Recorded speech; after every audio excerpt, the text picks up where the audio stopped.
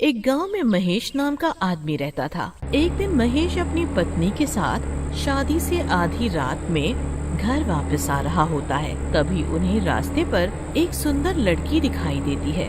अरे रोको रोको रोको, महेश बस को रोकता है।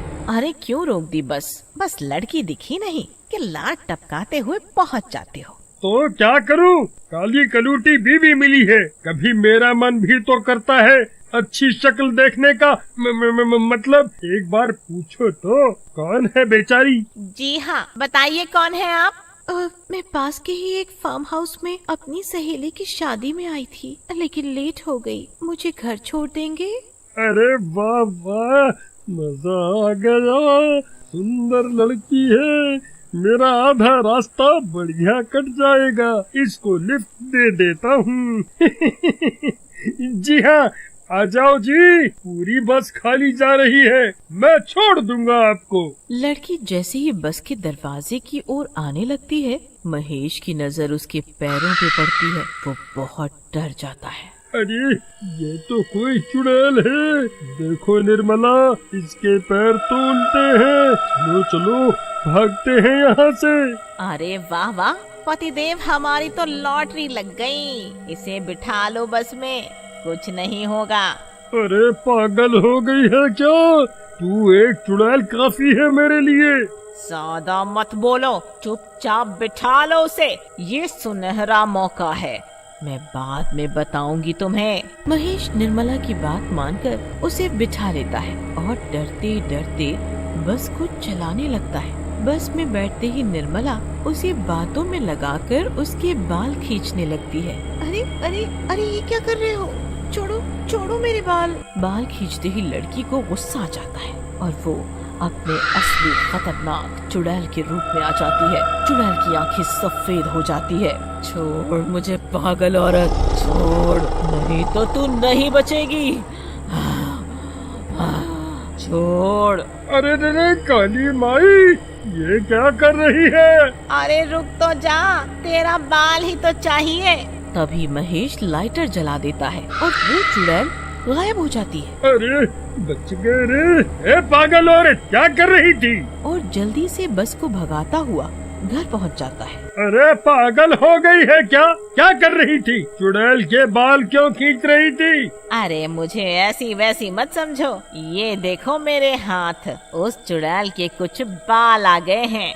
अब देखना कमाल। चलो आओ अंदर, फिर बताती हूँ। फिर वो घर के अंदर जाते हैं और निर्मला आग जलाकर ले आती है और चुड़ैल के बालों को आग के पास लेके जाती है। तभी वहाँ चुड़ैल तड़पती हुई आ जाती है। मत जलाओ मेरे बालों को, नहीं तो मैं भी जलकर राख हो जाऊंगी। मैं तुम्हारी गुलाम हूँ। मुझे बताओ क्या करना है, मगर मेरे बालों को मत जलाओ।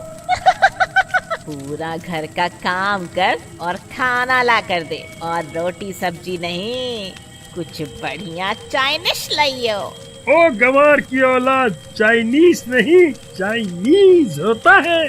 हाँ, वही सही समझे हो।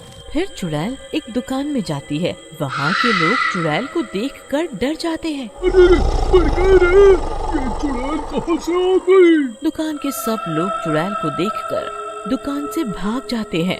चुड़ैल रोहन दुकान वाले को गर्दन से पकड़कर हवा में उठाकर बोलती है, दुकान वाले, चल बढ़िया खाना पैक करके दे, नहीं तो तेरा ही तवा फ्राई बना दूंगी। मोहन बहुत डर जाता है। तुम कौन हो? मुझे छोड़ दो। ठीक है, मैं देता हूँ, मुझे नीचे तो उतार दो, मैं देता हूँ सब। रोहन सब कुछ पैक करके उसे दे देता है। चुड़ैल खाना ले जाकर निर्मला को दे देती है। रोहन घर जाकर अपनी पत्नी कविता को सब बताता है। जी आप परेशान मत होइए, उनकी जान बच गई है, वही काफी है। हाँ, लेकिन वो चुड़ैल मेरे दोस्त की दुकान पर भी गई थी, उसे भी लूट लिया। वो फिर आ गई तो हम क्या करेंगे? हमारा काम धंधा तो चौपट हो जाएगा। दूसरी ओर चुड़ैल महेश के घर पे जाती है। ये ले निर्मला, तू जो कहेगी मैं करूँगी, बस मेरे बालों को मत जलाना। नहीं तो मैं मर जाऊंगी। मेरी जान उन बॉलों में है। हाँ हाँ हाँ हाँ, ठीक है ठीक है। तो जा, अब मुझे हीरे के महंगे महंगे जेवर लाके दे। फिर चुड़ैल निर्मला और महेश दोनों के लिए हीरो के जेवर लाकर दे देती है। ऐसे ही धीरे धीरे वो दोनों गांव के सबसे अमीर परिवार बन जाते हैं और अपना घर भी बढ़िया बना लेते हैं। उनके घर अब सब कुछ होता है, टीवी, फ्रिज, सोफा। एक दिन कविता अपनी पड़ोसन निर्मला से, अरे निर्मला बहन, तुम्हारा हार और साड़ी बहुत चमक रहा है। ये बनारसी साड़ी और ये हार तो हीरो का लगता है जो तुमने पहना है। हाँ, ये हीरो का हार है। अब क्या करें, सब भगवान की दया है। पर तुम बुरा मत मानना, महेश भाई तो पूरे दिन घर पर ही रहते हैं, तो ये सब पैसे तो तू क्यों जल जल कर जल कुकड़ी हुई जा रही है। ये शहर जाते हैं, बस महीने में एक बार एक करके आते हैं। वो क्या कहते हैं, मीटिंग, हाँ वही करके आते हैं शहर से। मेरा मतलब मेरा भाई है वहाँ, बाकी सारा बिजनेस वही देखता है। ओ, तुम्हारा मतलब मीटिंग करके आते हैं। हाँ हाँ वही, सही समझी। ऐसे बोलकर निर्मला चली जाती है, पर कविता समझ जाती है कि कुछ गड़बड़ तो है। रोहन, मुझे लगता है कुछ गड़बड़ है। इतना पैसा कैसे आ गया इनके पास? इन पर नजर रखनी होगी। हाँ, पर मुझे तो अपनी दुकान की चिंता है, बस फिर से वो चुड़ैल ना आ जाए। फिर रात होते ही रोहन और कविता घर के बाहर टहल रहे होते हैं कि तभी उन्हें अजीब अजीब सी डरावनी आवाजें आने लगती है। वो आवाजें महेश के घर से आ रही होती हैं। कविता और रोहन खिड़की से झांक कर देखते हैं तो उनके पैरों के नीचे से जमीन ही खिसक जाती है। सामने चुड़ैल होती है और निर्मला और महेश आग जलाकर उस चुड़ैल को डरा रहे होते हैं और उसे और पैसे लूट के लाने को कहते हैं। ए निर्मला, अब मैं परेशान हो गई हूँ। तेरे लिए चोरियां करते करते, लूट मार मचाते मचाते अब बस बहुत हुआ। अब मुझे भी मांजर खून चाहिए। तुम्हारे साथ ये घास फूस खाकर मैं थक गई। मेरी भूख नहीं मिटती, मुझे मांस चाहिए। नहीं तो तुम दोनों को ही खा जाऊंगी। बहुत हुआ। अच्छा, भूल गई, तू मेरी गुलाम है। अभी बताती हूँ। फिर निर्मला उसके बालों को आग के पास ले जाती है।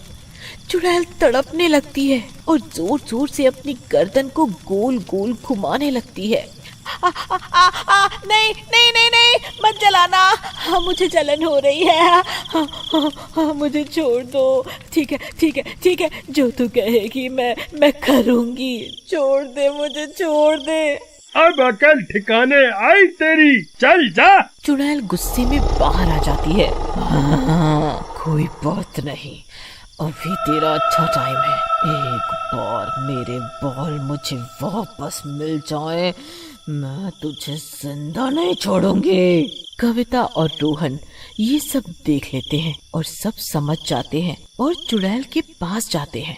चुड़ैल जी, कौन हो तुम जो मेरे सामने आने की हिम्मत कर रहे हो? हमने सब कुछ देख लिया है। मैं वही हूँ जिसकी आपने दुकान लूटी थी। हम आपकी मदद करना चाहते हैं। मैंने देख लिया है कि निर्मला ने आपके बाल कहाँ छुपाए हैं। आप चलो हमारे साथ। फिर चुड़ैल वापस निर्मला के घर जाती है। अरे तू फिर आ गई, समझी नहीं लगता है। अब मैं तुझे समझाने आई हूँ। बस बहुत हुआ। अपने फायदे के लिए तुमने मुझसे दूसरों का नुकसान कराया। अब बस। निर्मला चुड़ैल के बाल ढूंढने लगती है जो उसने अपने तकिए के नीचे छुपाए थे। क्या ढूंढ रही हो? जब तुम चुड़ैल से बात करने में लगी थी तब मैंने ये बाल निकाल लिए, ये तुम्हारे तकिए के नीचे से। फिर चुड़ैल निर्मला और महेश को अपने दोनों हाथों में उठा लेती है। अरे नहीं, मुझे छोड़ दो, मैं इस कनूठी की बातों में आ गया था।